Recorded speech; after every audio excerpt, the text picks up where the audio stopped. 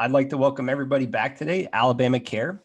And we have Mrs. Jennifer McInerney with us here today. And today we're going to be talking about preparing for back to school, IEPs, and steps to take for a successful school year. And at this point, I'd like to hand it back over. Mrs. McInerney, if you would introduce yourself for someone that hasn't met you yet. Yeah, well, good morning. It's nice to see you again, Alex. I'm Jenny McInerney. I'm an attorney here at Kearney Dye. I practice, our practice is primarily in wills and trust, special needs planning, estate administration, trust administration, probate, conservatorships, and business succession. And I've been practicing now for about 13 or 14 years. So that's kind of me in a summary. I have 3 children. I live here in Birmingham, so we have 2 dogs. And for anyone that's unfamiliar or hasn't met Mrs. McInerney yet, I believe this is our 3rd or 4th broadcast together, and we always appreciate the input that you have, both from the legal side that we don't have a lot of experience with, and also being a mother. And so we're going to kind of dig in a little bit on that school-age children, and I'm going to go ahead and share my screen and pull up a PowerPoint that we're going to have with us today. So as we mentioned, we're going to be talking about preparing for the school year and some of the talking points. So Mrs. McInerney, if you would just kind of take us through this here. Yeah, so today we're going to kind of talk about preparing for back to school, just doing a general IEP review and steps to take to prepare for a successful school year. So when I was thinking about, what's most helpful for parents during the summer months when their children are at home or they're at camps. And a lot of that is kind of preparing for what's coming for your child. If your child has an IEP, more than likely these transitions in going from one school year to summer and then from summer to a new school year where their teachers are different, their schedule's different. The order of their classes are going to be different. Their classmates may look different. And, with all of those changes, it's important that we evaluate as parents over these summer months, identify if we've seen changes, kind of introduce our children to the new school year, these new changes, and kind of then set them up for a successful school year. And, as you said, Alex, you guys have met my daughter, Erin, who she just graduated from high school in May. And, through learning how to be an advocate for her and learning how to help her become an advocate for herself, we identified a number of things that were critical that we did during the summer months that I wanted to kind of share today that aren't necessarily legal advice, but are things that can carry over into other areas of life as well. So that's kind of the general introduction of what we'll talk about today. Now, I know that it's kind of the end of June, we're getting into early July. Do you feel like it's a little bit too soon, or is it never too soon? It's never too soon. Honestly, my opinion and my approach to IEPs are that they're changing and they change just like our children change. I have a 4-year-old son who, over the last few months, he's gotten a couple of new diagnoses. And a lot of that was, my husband and I sitting down and being very proactive about things that we were seeing, being able to identify what we were seeing, kind of communicating with his school, his teachers, to try to narrow down like what was actually going on and were these consistent symptoms that everyone was seeing, and then having those conversations with the psychologist or pediatrician to kind of start those plans to figure out, okay, since school ended, now we have, for example, a diagnosis of sensory processing disorder.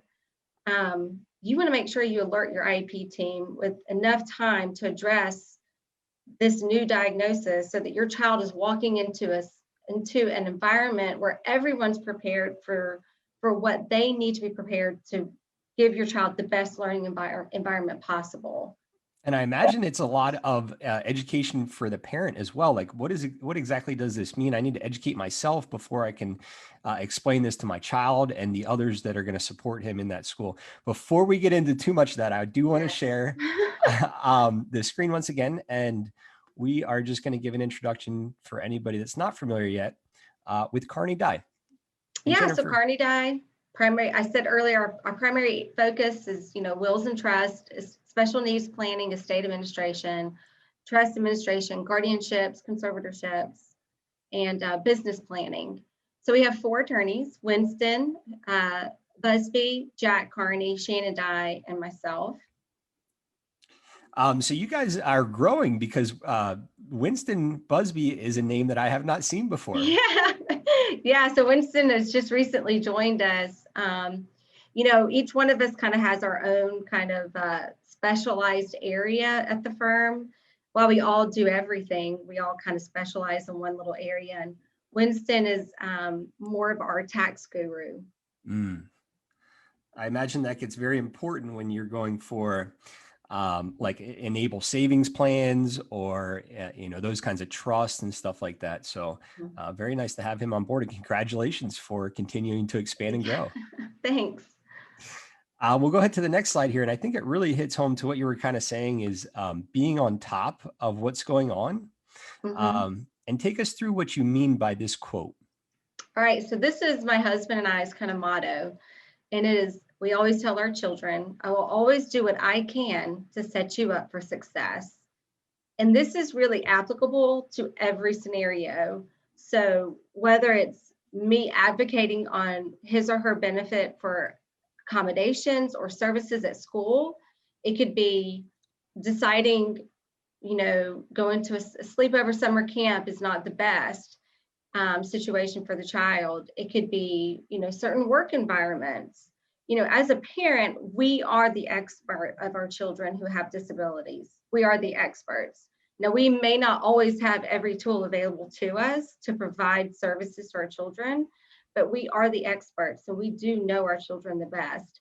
My daughter has autism, and I know that she would not do well in a fast food restaurant work environment. So I would never encourage her to apply to a job at McDonald's, for example. But I do think that she would be really successful in an environment like a grocery store, bagging groceries, or working in a library, shelving books. So as a parent, my job is to always guide my children into the areas that I think they will be most successful. And part of that planning is sitting down on a regular basis and just having those conversations as parents. And I know it's hard to carve out the time because my husband and I have the same challenges to do so. But really carving out that time to say, what does our daughter need? What does our son need right now to be the best version of himself? And what can we do to get him there? I love that you say carving out that time, because that was a question I was going to follow up with is, this does take a lot of time in trying to help guide your children there. What does carving out time look like for you and your family?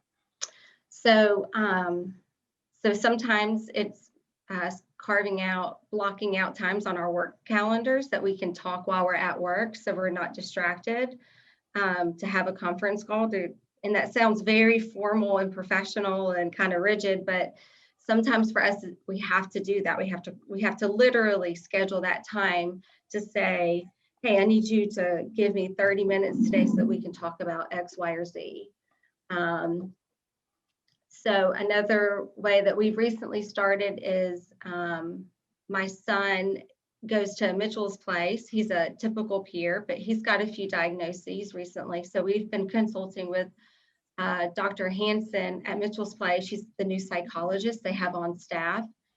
And so we meet with her for an hour every few weeks.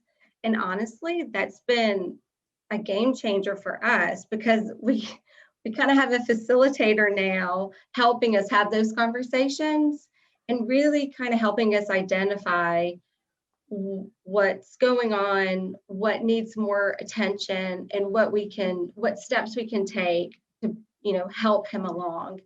And so it could be Sometimes it's just the two of us talking, and then sometimes it's the two of us with the psychologist helping us identify those needs. And you guys are the parents, so you know your children best. But it is nice to have a third party professional kind of take an outside look, because we all have tunnel vision in some ways. But to get some input from somebody that doesn't have that experience as you guys have, and kind of guide you through that process is really nice to do.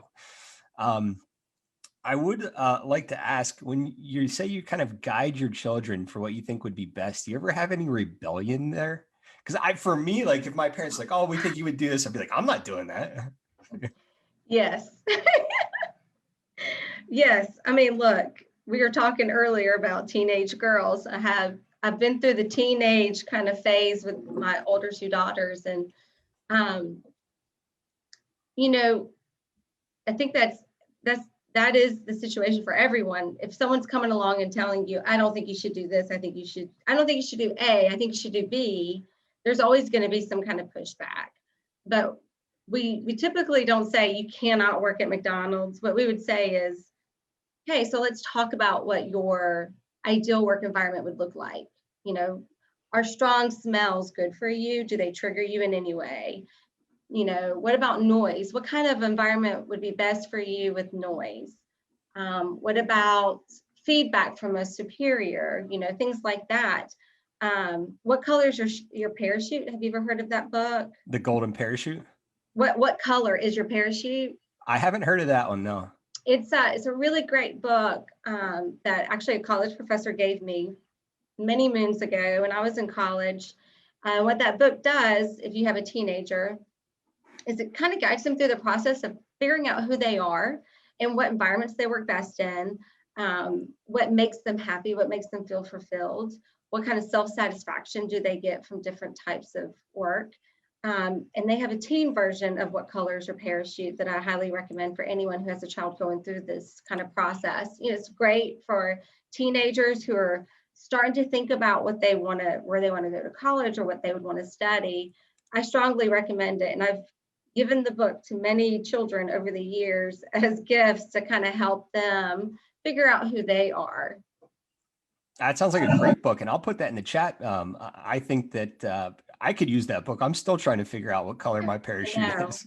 It's not bad to revisit it from time to time, but you know, that's kind of the conversations. A lot of the questions it asks in that book is kind of how we guide her through that like example, my daughter, we guide her through that process of, hey, I think this environment is better than this environment. It's kind of like, did you ever see the movie Inception?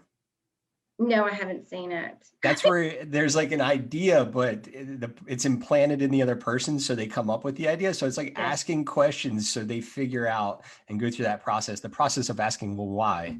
Well, why do you want that? And until they're like, well, that's because this is why I want it. They're like, I want to do this. They're like, oh, great. That's what we were thinking too. We want to support you there. Right. Well, and it's, you know, also kind of leading them through the process so they learn how to kind of internally ask these questions. So when we're not around, they can go through the same kind of question answer process when they're making a major life decision or change. I agree there. Okay, so we're going to get back to preparing for school. And I'm going to go ahead and reshare the PowerPoint here. And we're going to go here. So when we talk about going back to school, we obviously have to acknowledge that there is going to be a difference for the child or the student. They're going from one grade probably to the next grade. They might be with new people. So if you would take us through this and kind of preparing for that.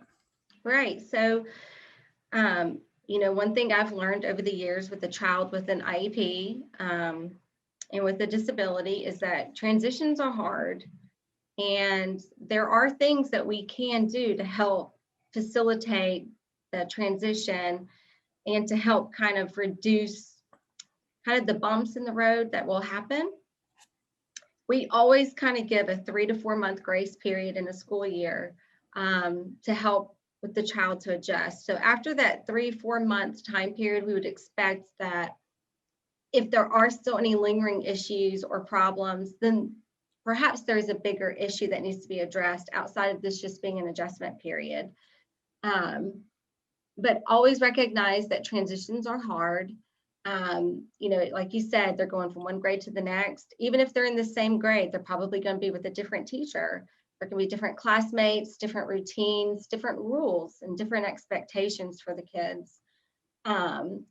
Always say during those couple months, make sure that you're documenting everything that you see, everything that you're seeing in your child. If they're having increased anxiety, if they're spiking at a certain type during the day with problems, if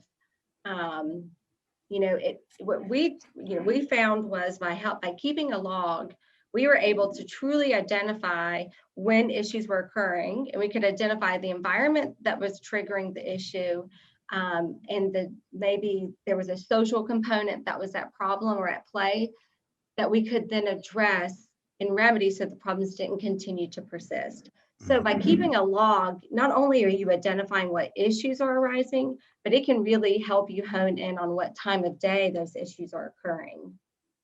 Now, I've never thought about the time of day before. What would that look like? Like as soon as a student or a child gets home, that they're more rambunctious? Or if you could give us an example.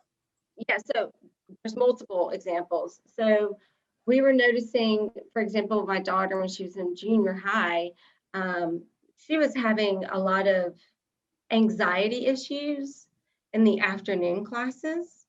Well, we identified and figured out after logging everything, she was going to PE, and there were some social components with PE, dressing out in the dressing room after class, that was the girls were getting a little rambunctious. They were perhaps maybe bullying, and that was in turn triggering her for the next couple hours of her just kind of feeling, out of sorts or being upset or being emotional. And so by keeping that log, we figured out what was happening. Yeah. Because your child isn't always going to come home and say, oh, well, they're bullying me in the locker room. Even if you ask them directly what's going on, you might not get an answer. So this is kind of a way to figure out what actually is going on so that you can identify what's happening, and try to come up a plan to remedy the issue. The afternoons are always, we found the kids are just trying to keep it together while they're at school, and it's socially hard. Academically, it could be very challenging and difficult. So when they get in the car at 3:00 after school and that bell rings, your child may get in the car and cry for 30 minutes because they're just so overwhelmed, exhausted. It's kind of like their release. And all of these things are important to document and track so that when you're seeing your pediatrician or your psychiatrist or psychologist, you can report these trends. You can come up with solutions. It could mean adding a little caffeine at lunch could help, regulate the afternoon. It could be simple changes, adding in a break between two different classes.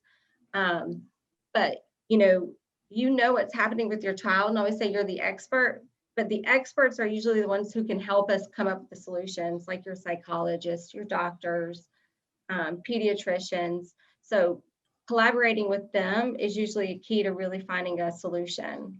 I like the idea of the journal, because in business, they say whatever you track will continue to succeed. You have to measure what you want to succeed in to see where you're falling on there. And we're actually doing a broadcast later in the week with Dr. Julie Prescott of UAB, who does program evaluations for a lot of programs that serve disability communities. So we're going to talk a little bit about that then as well.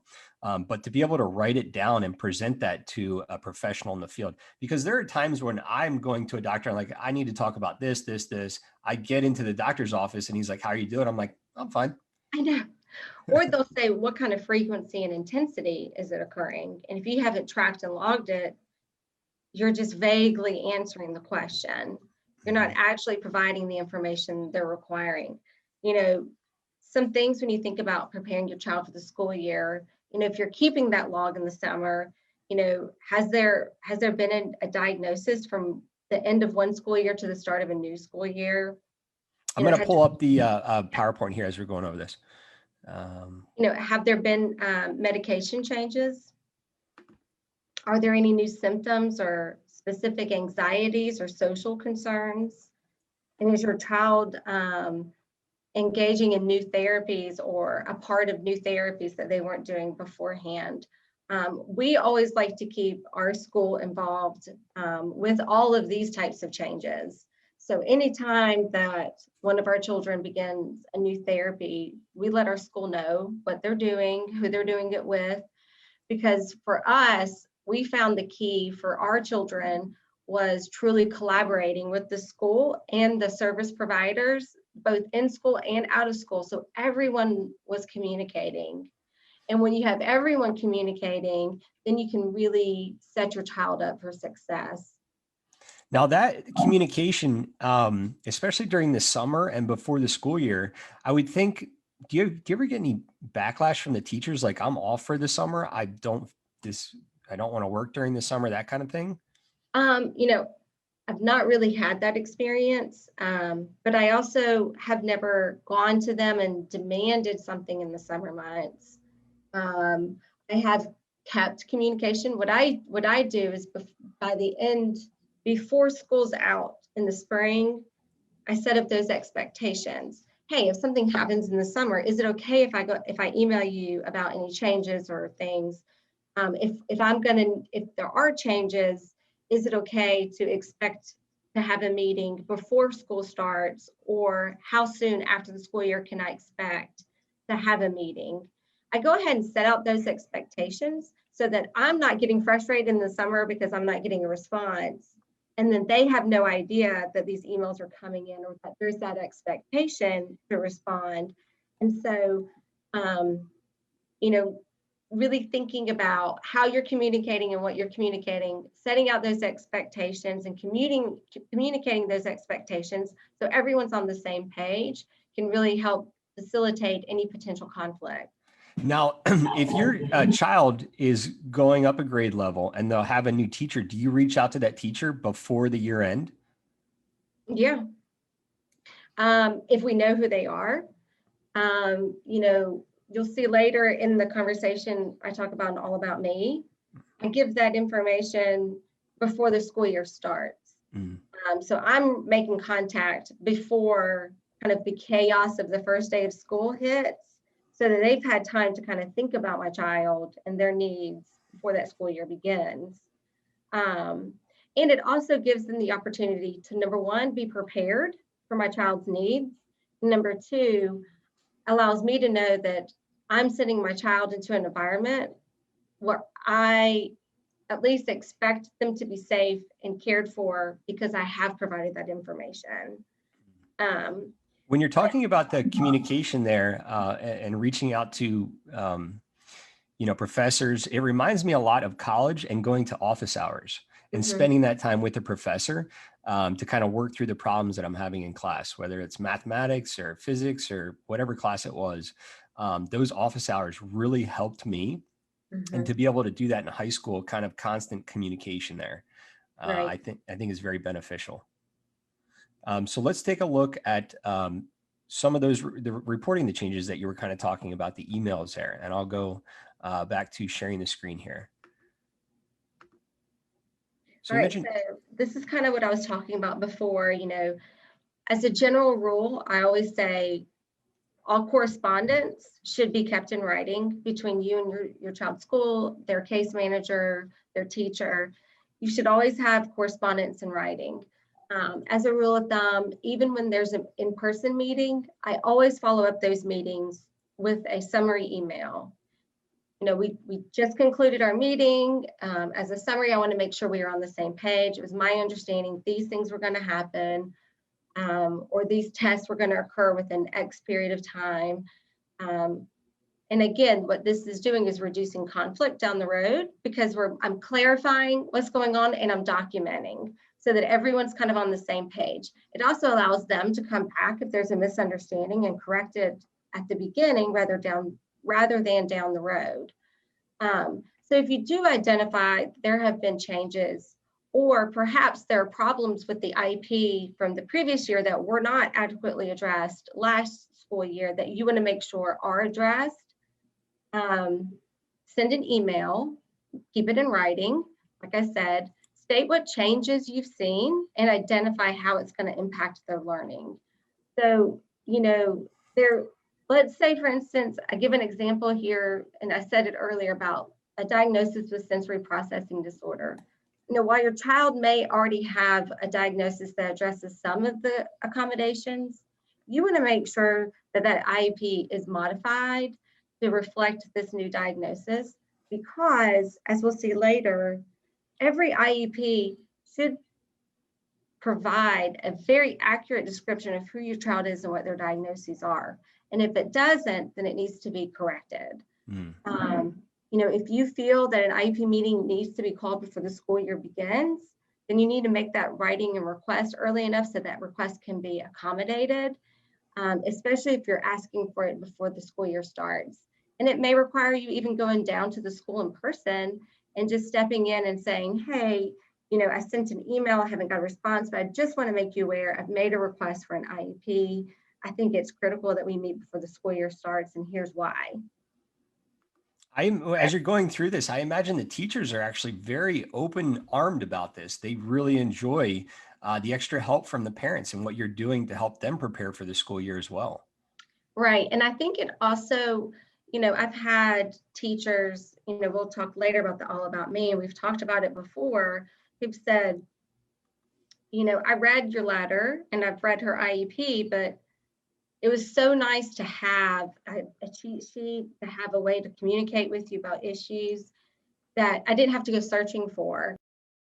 It was kind of a one-stop shop, and I knew what to expect. But once you kind of get into the school year, teachers may forget about certain things, or they may get frustrated because your child's fidgeting too much.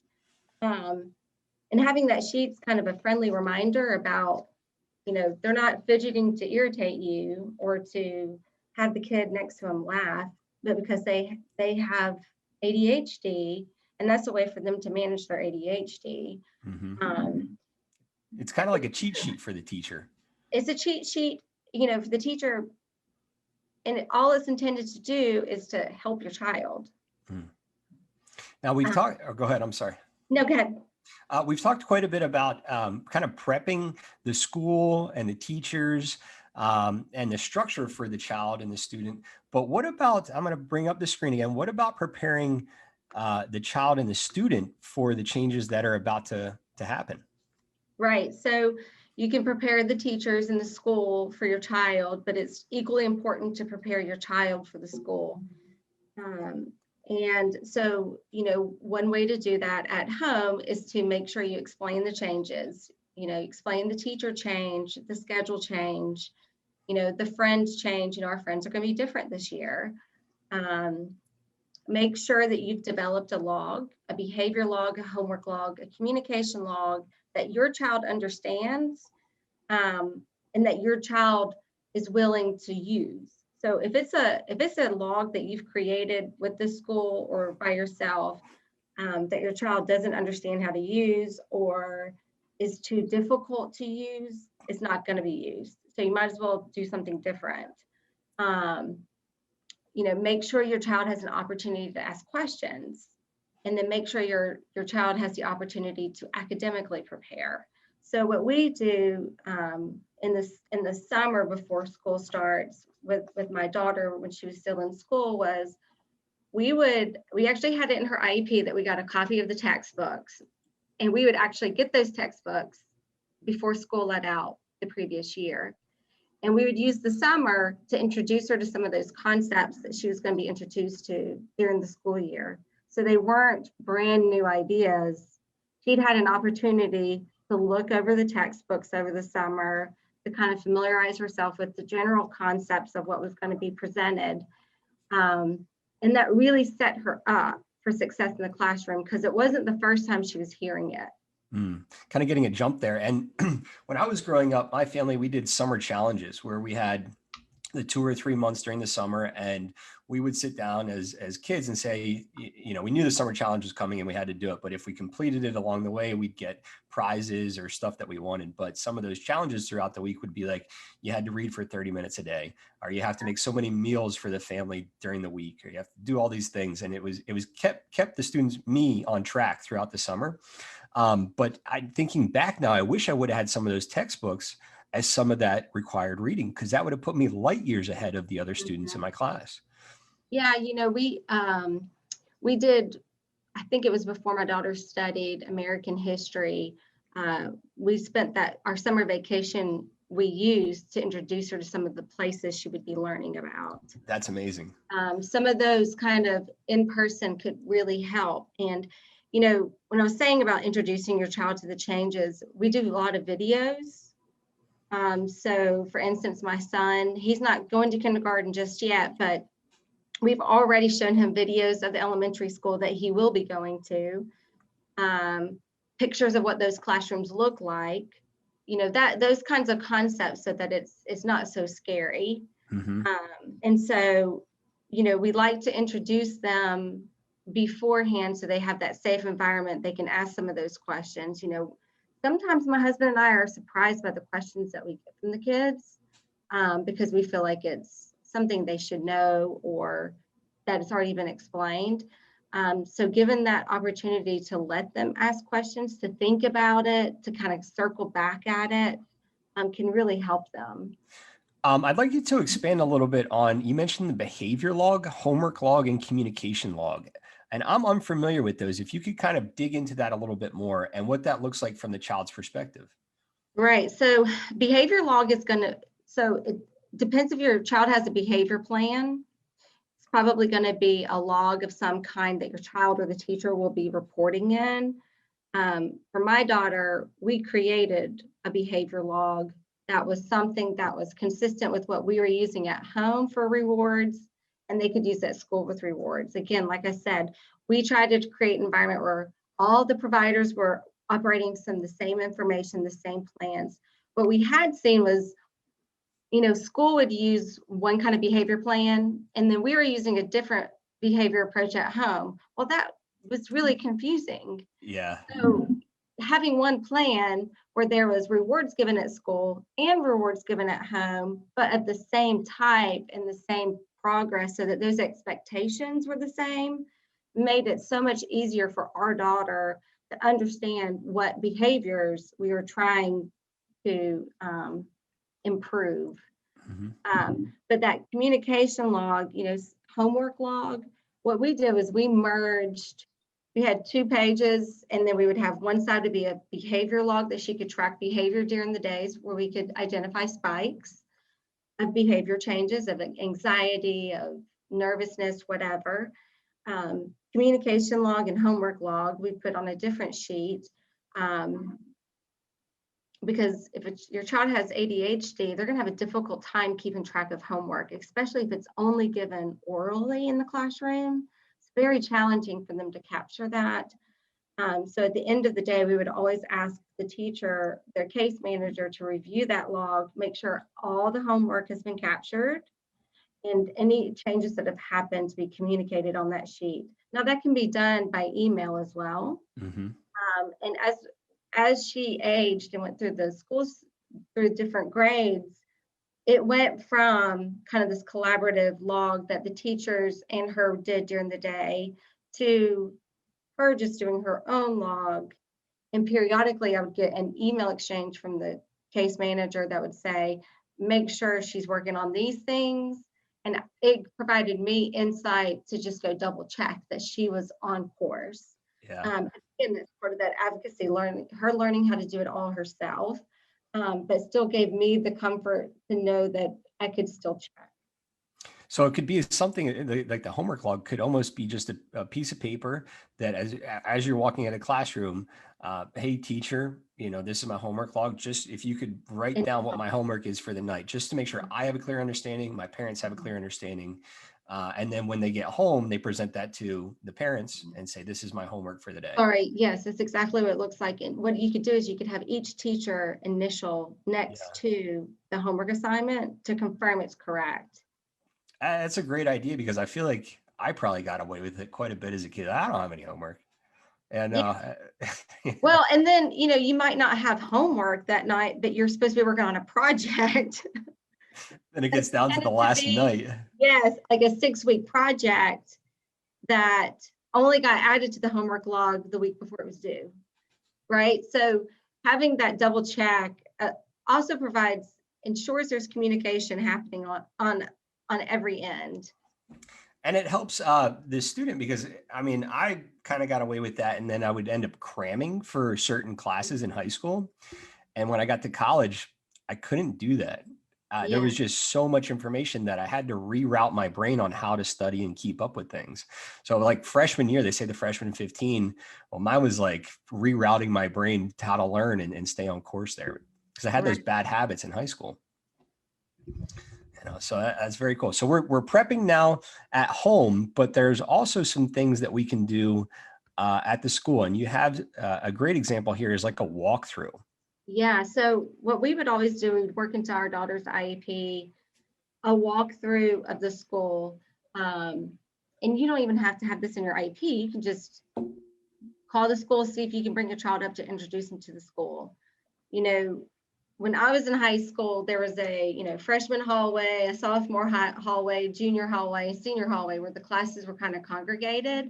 And so allowing your child to kind of go in and have their schedule and literally walk from classroom to classroom so they can mentally prepare for that travel during the day when they're changing classes can be really helpful. If it's a new school altogether, just introducing them to, hey, if you're sick, this is where the nurse's office is. This is where your case manager's room is going to be. For our daughter, we always had a safe space. That's what we called it, a safe space at the school, where if she felt overwhelmed or she needed a break for any reason, she could go to a safe place where it was quiet, and she could, use that time to kind of collect her thoughts, get help if she needed help, make a phone call home if she needed to. But allowing her to walk through and physically identify where those spaces were, also allowed her when you introduce lockers, to figure out what times during the day would be good for her to go to her locker. So what books does she have to carry? All of these details are they're so detailed, but for a lot of our children with disabilities, this is the day-to-day kind of organizing and just kind of operations that is so difficult to manage on top of the classwork, on top of the social, and on top of just their disability. It can just be really challenging. So by taking these steps, you're kind of eliminating the worry, the anxiety, the concern, and you're setting out a roadmap that they can follow to be successful. I love the idea of safe spaces there. Now, do you coordinate with the school? We do. That's something that we do with the case manager. And so we'll do generally the IEPs are done in the spring. So you're thinking forward to the next year. And what we literally would do every year is I would make her chart, her log for the year, for the week, her log, behavior or homework. And in there, we would work in different areas so that she could identify at the beginning of the school year, I would literally type in where that safe place was as a reminder. If she had a locker, when she was supposed to go to her locker, I would have the combination typed out on the sheet so that she had everything on one piece of paper during that day so that there were no challenges that could be prevented, with just simple preparation. But I would I would coordinate with the school and they would identify where those places could be with us for those safe space. And that just having like your locker number there on a sheet of paper. I remember going in between classes, trying to get a book, having anxiety, like I'm going to be late. This teacher's going to kick me out. They're kind of mean, and fidgeting with my locker, then running the class without a book. Right. Well, and that's part of this process. When you throw in a PE locker and a hallway locker, I mean, it's just a lot for them to remember. And writing it down on a piece of paper is not a big deal. It's not preventing them from doing a skill set they're supposed to achieve by a certain age. We also coordinate with the school for our child to meet her teachers before that first day. I want them to see her face. I want them to identify her with the information we've provided so that they understand who she is and what IEP this piece of paper is correlating to. Kind of makes it real there. Mm-hmm. And so, we've done it where she just walks her schedule and she meets her teachers individually. And we've also done it kind of as a group where we just ask the teachers to come as a group for 10 minutes. We introduce our daughter, we give them that cheat sheet. We'll talk about in a little bit about the All About Me. And then my daughter would actually come in and give a quick introduction of herself. And that was always really an important component because it was teaching her how to advocate. It was teaching her how to identify what her needs were herself, rather than us identifying what her needs were. It engaged her in the process until it got to the point where we were no longer part of that meet your teachers or introduction of Erin. She was doing it all by herself. So it went from you kind of guiding there to she's doing it all by herself now. Right. So she'll go to this, or you'll drop her off at the school and she'll just kind of do the whole walkthrough, meet her teachers, go to her locker, all by herself. All by herself.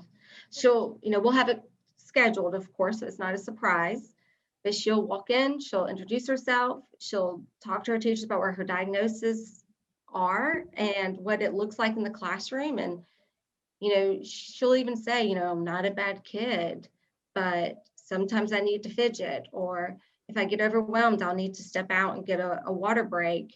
And what that is that's teaching her how to identify what her needs are and how to communicate it. And it's also teaching her how to communicate with authority, because our biggest fear was her transition into the workforce and being able to communicate those needs in an effective way and in a respectful way to a future boss. Mm-hmm. And so these are all skill sets that were a goal that we kind of integrated into this kind of transition period. It also made her feel more kind of in charge of the process. Self-ownership there. And I feel like a lot of young adults don't have that confidence. And the fact that she's building that and has been building it and does that confidently for herself now, I think it gives her a leg up when she does enter the workforce, and be able to talk with a manager and say, hey, I'm not being rude in any way, I'm not being forceful, but these are the things that we're going to need to make this relationship work, whatever it is. Right. So you mentioned the IEPs, and they really come about in the spring. I'm going to go ahead and share the screen again, and we're going to talk a little bit more about IEPs here. Right. So if your child has an IEP or a 504, there's a section that describes your child and their diagnosis and what their needs are, their strengths, their weaknesses. Your IEP, you should be able to look at it and read it and know exactly, it should capture your child completely. They're good, they're bad, the in between. It should capture everything. It should capture their needs. It should capture their wants. It should capture your concerns as a parent. The IEP should have built into it accommodations and resources necessary to make your child successful in the classroom. If it doesn't have those accommodations or resources that you feel your child needs, then you need to revisit your IEP as a team. Your IEP should also be something that you agree with and that you understand. If you don't understand what's in the IEP, then you need to talk to the school so that you understand.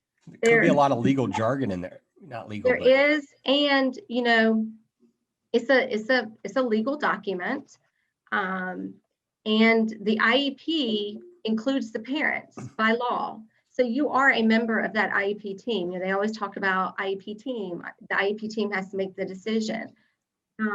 You should be able to read the IEP. You should be able to tell your child what to expect, how to expect it, and when to expect it. Like I said, kind of breaking down that safe space, breaking down in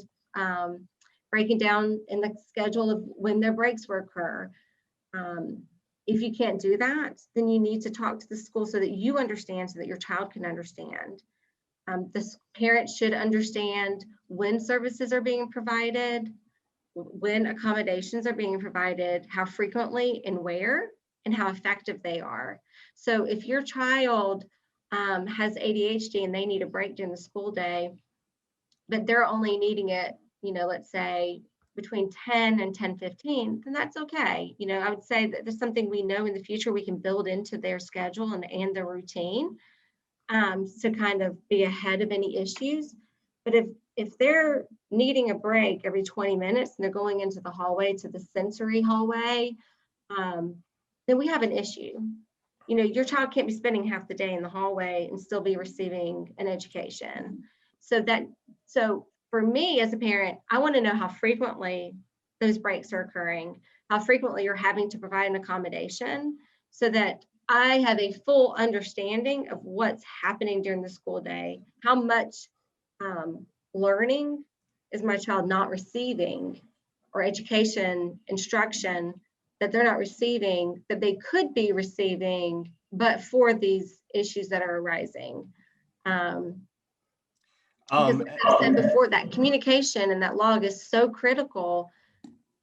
Maybe there needs to be a medication adjustment so they can stay in the classroom longer. But if you're not getting that information, you don't even know it's an issue. So understanding and building up a communication log that captures the frequency is really helpful as a parent. And I would say, there may be some parents or some individuals that seem like this is maybe they may be hesitant to do that, feeling like it's bombarding the teacher, taking away the time. And I would say to them, know your child's rights, know your rights as a parent. These are all guaranteed. Sit on the shoulders of those that have come before us, and stand your ground there. But this information is all required by the state, by the federal government. So don't shy away from this. Right. I mean, listen, your child is entitled to a fair and appropriate education. And an IEP is not a favor, it's a right. And an IEP stands for Individualized Education Plan. And if your child isn't learning with that plan in place, well, then it's not a good plan and it needs to be changed. If your child is spending half of their day in an empty classroom by themselves because they can't handle the classroom, well, we have a problem and the IEP is not working, and therefore they're not receiving a fair and appropriate education. And the thing is, you can be an advocate for your child and not be adverse to school. We're part of a team, and as a team, we all have the same goal. We want the child to be successful. And if they're not being successful at school, then it's not working. And we have to find a way for a solution.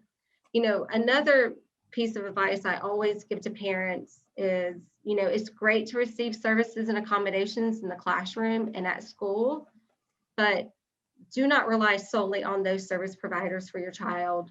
If your child needs OT services or speech therapy, have an outside provider also providing those services. Insurance covers so much of that these days. There's just really no reason why your child shouldn't be receiving speech or occupational therapy outside of school as well. And it will only improve their quality of life over time if you invest those resources and that time into those services. Mm-hmm. And as you're describing this, I imagine that the parents become kind of like a team lead and help build that team around their child. And I'll say, as someone with experience after the school system, if your son or daughter or family member is going to receive or will receive services from the state through whatever waivers, there's a person-centered planning, which is a document that's very similar to the IEP in the way that Mrs. McInerney is describing. So you need to take this time to get very familiar with these IEPs, because this isn't going to go away after school. If your son or daughter or loved one's going to have a successful future, you need to be involved in this planning process and this document and kind of be that team lead and get those team members around your child or loved one. Right. And, I always say, have your IEP binder.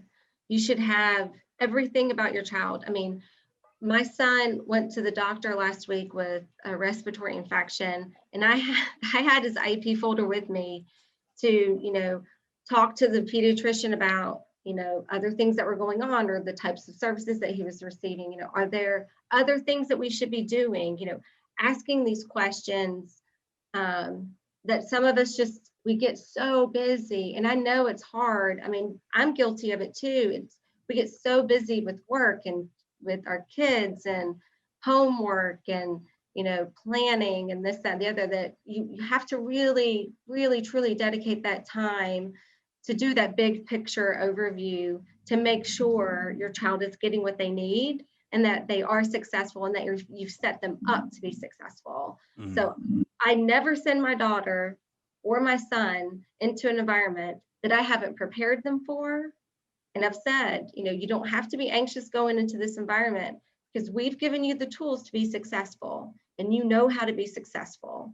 I love how you're taking them through that process of mirroring it for them and then allowing them to step into that themselves. Right. Because you may not always be there for them. That's right. And, the person who steps into my shoes isn't going to have all of the background knowledge that I have. Now, they may acquire it over time and they may piece it together, but, they have to be able to manage without us. Part of estate planning is planning for a crisis. And so all of this is, making sure your ducks are in a row. I always like to even leave my desk at the office in a way that I always say, if I'm hit by a bus, nothing's going to get missed. Someone will know exactly where to pick up and they'll have the tools to pick it up and carry forth with it. Mm-hmm. So part of these advocacy skills is what we're talking about, which is the next slide. Yep, I'm going to go ahead and pull it up here. This is just a small tidbit that proved extremely beneficial to our daughter. So I always pass this along, and that's providing a cheat sheet of accommodations for your child. So I would print it on like a shipping label, just a short list of accommodations and resources that they were supposed to receive pursuant to their IEP. So that if something wasn't happening, they could pick up that. I would stick it on their calendars or their notebook. And they could pick up their notebook and say, hey, I'm supposed to be getting double time for my test, and you didn't give me double time. It kind of empowers them to be able to speak up in those moments. And the reason why we did this was because I think it was in seventh grade. Substitute was administering my daughter's end of term math exam and did not give her double time. And my daughter said, I think I'm supposed to have double time, and I don't think I got it. And the substitute teacher said, well, I don't know anything about that, so just turn in your test. Well, so then I go back and I say, wait a minute, she was supposed to receive double time. She needs to be given this time to complete the exam, and they wouldn't honor it. The school wouldn't honor it. And the question she didn't get to, she was penalized for. And I thought right then, this is my fault. This is my fault because I didn't prepare her. I didn't tell her what she was entitled to. So what can I do to fix this, to make sure this never happens again? Well, one, we made sure that she knew going forward, I don't care if a substitute says they don't know. You tell them they need to go ask somebody, right? That's a powerful thing for a student to say. And so I said, listen, it is hard. It's hard to tell somebody, I think you might be wrong. So I printed it on a piece of paper and I said, look, if you don't feel comfortable, then you can just go up and say, look, these are my accommodations. You might want to go check someone in the office with my IEP, but I'm entitled to double time. So I'm going to keep working while you go double check. Yeah. It's like giving them a tool in their tool belt right there. Yes. For the student or your child. And so, like I said, I never want to send her into an environment where she can't be successful. And when there are problems, instead of blaming, I try to think about how we can prevent it in the future from happening again. So that was one thing that we did, is really truly helped her understand in very layman's terms what her accommodations were that allowed her to then speak up in those moments where she needed to clarify her rights. Love that you're giving your children tools there, because I always fall back on tools that I've created for myself or others have given me to kind of go through that process. And if I get stuck somewhere, for these broadcasts, a lot of my tools are, well, you presented a lot of the tools for today through the PowerPoint and allowing us to have these tools to go through this conversation or talking points that I'll send out ahead of time. And if I get stuck or I don't feel confident, I can always go back to those tools, and it gives me a little boost there Right. to kind of go through. And speaking of PowerPoint, we're going to go back to that. So the next thing I always recommend is, here's some steps to take to help your child be successful for the coming school year. Equip your child with the tools necessary to be successful. That could be pictures of their new teachers, so they get a visual, just like I want them to have a visual of my child for the first day of school, I provide my child with a visual of them. We make a map of where their classes are and how they're going to travel from point A to point B, help them just in their mind map it out. We always provide an emergency phone list. My 4-year-old one time wanted to know how he could call me from school if he had an emergency. He was just worried. And I hadn't thought about giving my 4-year-old a list of phone numbers so that he would feel safe in knowing he could reach us at any time and he didn't have to rely on someone else. It was a lesson for us to make sure we were preparing him, even though he's 4. We always think, oh, we just reserve that for when they're in primary school. Or they have a cell phone or. Yeah. So, providing him with that emergency list, prepare a simple to use notebook, prepare that log for homework, prepare the calendar. We used to I would make a weekly calendar for my daughter so she could plot out each day. We would sit down on Sunday and she would plot out Monday through Friday what was going to happen at school, what services were going to happen on what days, and then what services or doctor's appointments she had in the afternoons. So if she knew she had an exam on Friday, we weren't running around town after school Wednesday and Thursday and she couldn't prepare. It just mentally prepared her for the week ahead. And so I encourage you to do that as well. It kind of helps your child feel like they're in control, not just of the school day, but in the after school as well. Like I said, equip your child's teacher with the tools necessary for them to be successful in educating your child. Prepare your child's teacher with a cheat sheet, an all about me letter, have your child write an all about me letter, and ensure that your teacher has a direct mode of communication with you so they're not having to go through multiple people to reach you. We'll talk next about all about me. That is something we've addressed before in a separate session, but it's always nice to kind of revisit it and take a look and remember kind of what's important for people to know. As you're going through this, I feel like you're kind of building a dynasty for your children. You're setting them up for success in all the right ways. And they're going to be very successful, I think, just having the tools that you and your husband are giving them at a young age. I hope. That's the goal, right? Is by modeling this, they will then do it for themselves. Oh, that's awesome. I think every parent, future parent, should be doing these things. Watch this broadcast. I think it should be part of, if you're pregnant, you need to watch this broadcast. Yeah. If you're expecting. Yeah, what to do when you're expecting. Yeah, but there's a whole book, what to do you're expecting. Okay, let's go to the all about me here. And as you mentioned, we did talk a little bit about this, but it's very important. Yes, so all about me kind of goes into what we do here at Carney Dye with estate planning is we guide parents and, leaving instructions for future guardians of their children, for future trustees of their children's trusts, kind of telling them, what they should know about your child to step into your shoes as a parent. Well, it kind of plays out the same way in a classroom. What is it that your child's teacher needs to know about your child and their disability to prepare them to be the best teacher? They want to be successful in educating your child. And here's some topics that you can add to that letter: diagnoses, likes and dislikes, effective calming techniques, identifying particular triggers. An example of that would be my daughter's biological mother died of breast cancer, and she was in a class where they were talking about breast cancer. Well, obviously that was going to trigger her emotionally because she had lost her mother to it.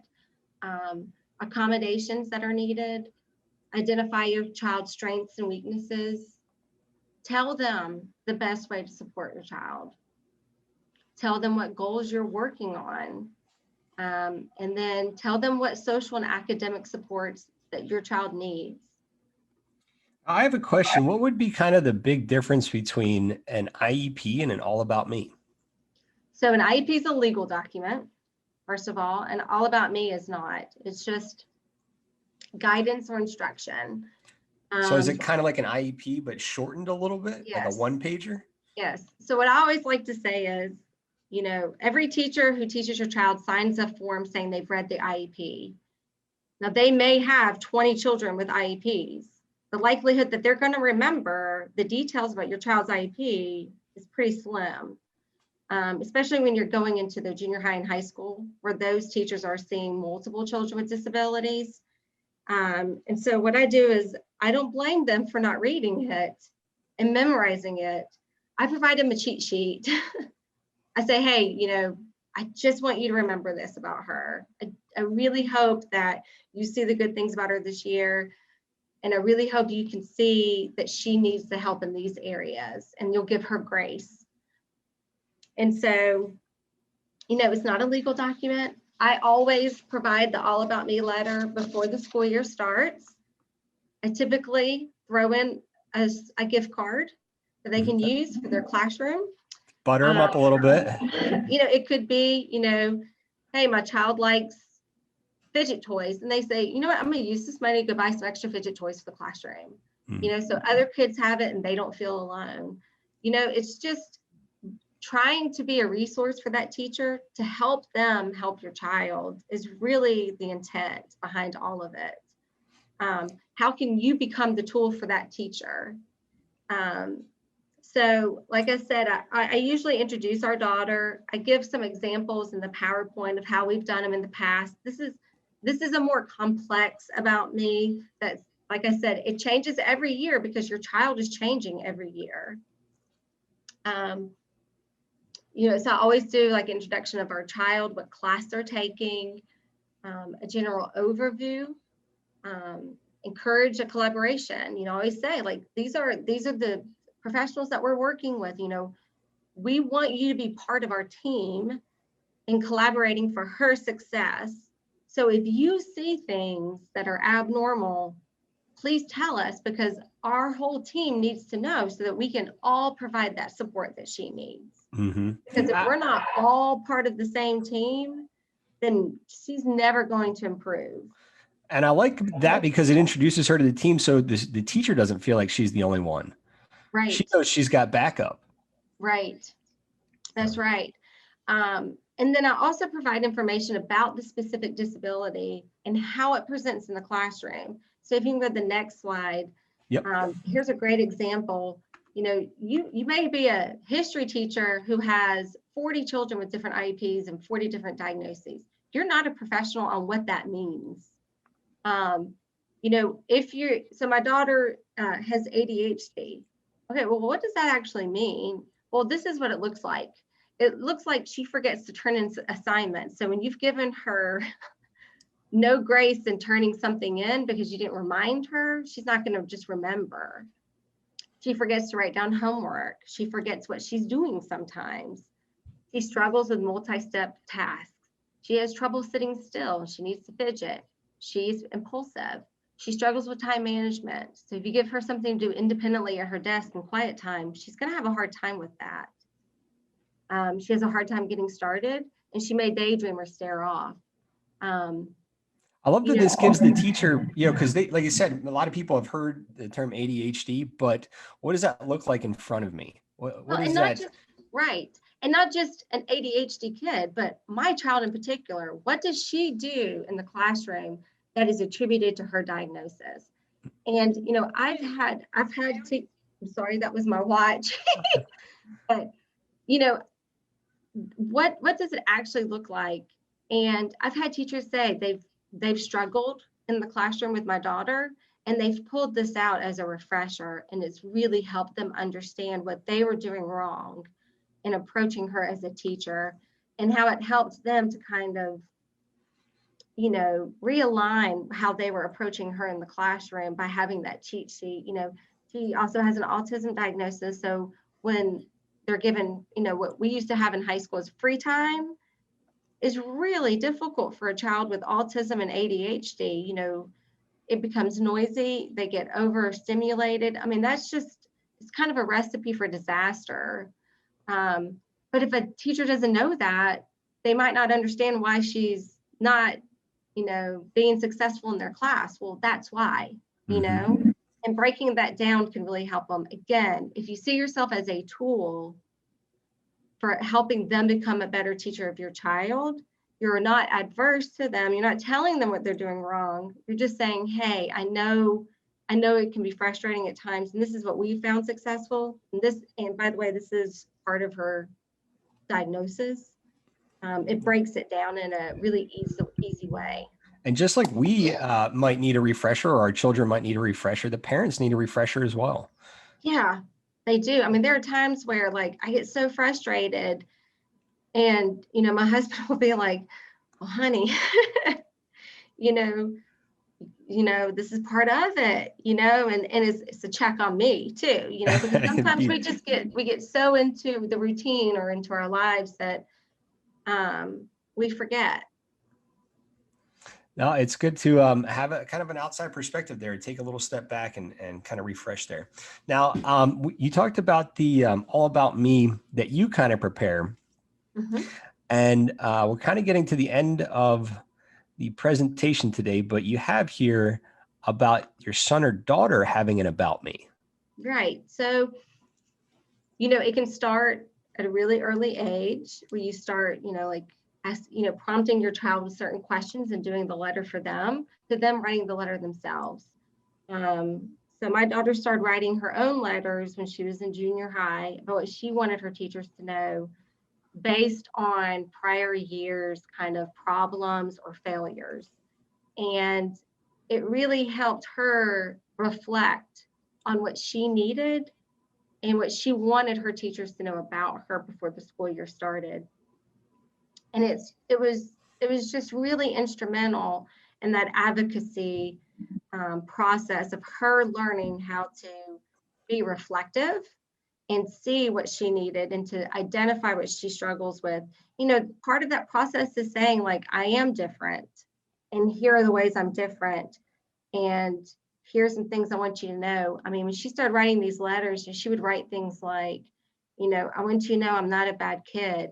I mean, and that's heartbreaking as a parent that they think their teachers think that about them.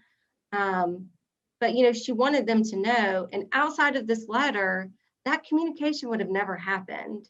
She never just would have organically had an opportunity to say to her teachers, hey, I know I'm acting this way, but I'm not bad. And I don't want you to think I'm bad. It's a great way for them to express. And as you mentioned, she started writing her own About Me in junior high. And when you talk about now, and she's in high school, she's doing the self-advocacy of walking through the school. So it kind of builds upon that. Right. You encourage them to do the All About Me themselves. And then the next thing you know, they're walking into school like, hey, teacher, I'm going to be your student this year. Right. And, keep in mind too, the law mandates that once the kids reach a certain age, they have to be part of the IEP meetings and the process. And so we didn't want her walking into an IEP where we're all talking about what's gone wrong, what she's doing wrong in the classroom, without first educating her on how to be an advocate and identifying those herself so that she could be a meaningful participant in those IEP meetings. I met with a client not long ago where I talked at length as part of their estate planning, and really encouraging them for them to write an All About Me for their estate plan. So in case something happened to them, a future guardian would have the tools they needed to step in their shoes, but also encourage them to do it for the school and to encourage their child to write a letter for the school as well. And they said when they presented it at the IEP meeting, the teachers started raving about how they'd had this great success story of a student who had done the same thing and how she's so successful now in advocating for herself. And the client came back to me and said, I am 99% sure they were talking about your daughter. Yeah, that's what I was thinking too. So that was a nice affirmation that the process that we had put in place really beneficial for her. And, you know, and All About Me is not legal, but it is part of that plan and is part of planning for your child, because if they're not learning how to advocate for themselves and something happens to you, someone else is going to have to learn how to advocate for them. And there's going to be a big gap of time where they're not having anyone advocate for them. And what I always say is, you know, a lot of our children, you know, some of them can't advocate for themselves. They can't speak. They can't physically speak. And, you know, that's our job, is to be an advocate for them until they can become one. Now, being an advocate doesn't mean you're adverse or you're in conflict with. It means you're just speaking up when you need to speak up. And like I said earlier about our motto, and that is, I'm never going to put my child in a situation where they can't be successful. So everything we do, we take it from that perspective. And that's how I handle estate planning as an attorney, is helping parents kind of prepare for a situation where their children will be in crisis. I mean, if we are in a situation where their estate plan is coming into life, there's been a situation where both mom and dad have died, and that's a real crisis for any family. And in those situations, you want to have left behind a toolkit to best serve your child so that they can be the best them, and that they can be raised in a way that you would have done so if you were still here. And that's really all estate planning is. Guys, when you go into Carney Die and you meet with Mrs. McInerney, you're going to go in to do some estate planning. You're going to come out and your family's going to be totally changed from top to bottom. You guys are going to start writing about me's. You know, your kids are going to start speaking up. You may not like that all the time. You know, deserve some snacks, but I love the way that you guys have the holistic approach, and especially coming from experience. I think that speaks a lot about you and everything that you guys do at Carney Die. So, Jennifer, we don't have any questions at this point, but we are going to put some links in the chat. And I believe the About Me is at the Carney Die website, correct? Mm-hmm. It should be, yes. So we'll go ahead and put those supportive links in there. And I'd just like to say thank you once again for being with us today and this morning. Thank you for having me. I always enjoy every broadcast we do together, and I always walk away. One quick question: what age are the children legally supposed to be in the IEP meeting? So I think it's age 16. And they're 15 or 16, they're transitioning to high schools when they start. It's that transition to high school. So that's when they come into their first IEP meeting. But they're allowed to be in the IEPs before that, correct? They can, yes, but they have to be part of the process when they're in high school. Okay. And again, that's because in high school, you have to do the transition planning for life after high school. I gotcha. I didn't know it was required then. I thought it was almost required at all steps there, but it's definitely required as soon as you get into high school. Very cool. I always learn something new. So Mrs. McInerney, once again, thank you for being with us today. And we will have Carney Die on again next month. So guys, if you have any questions, please write them down and introduce them. You can always email either one of us, and I'll go ahead and put Jennifer's email in the chat as well. So yeah, anytime. At this point, we'll both give a wave to our cameras, and we'll say, see you next time. Bye.